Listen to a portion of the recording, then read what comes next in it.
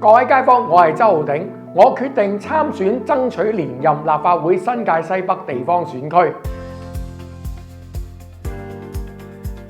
喺過去4年，阿鼎聆聽街坊嘅訴求，同大家一齊解決唔同嘅社區問題，例如改善屯門新墟街市同元朗新街一帶嘅環境衛生，又例如優化咗屯門嘅牙科服務，加裝博愛醫院迴旋處交通燈等嘅問題。阿鼎喺度感謝各位街坊一直對我嘅支持同提出寶貴嘅意見。阿鼎深信繼續喺立法會為大家服務，同大家攜手同行，可以令屯門元朗變得更好。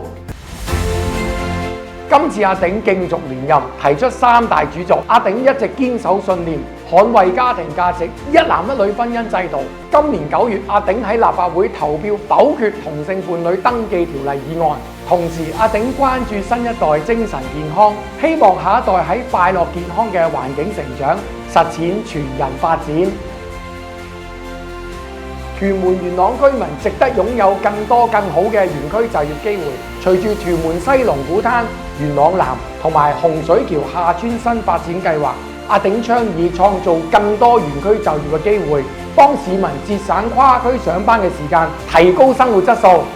香港作為國際金融中心，阿鼎會繼續用行動實踐，積極推動背靠祖國、聯通世界嘅工作，從香港走出去同世界交流，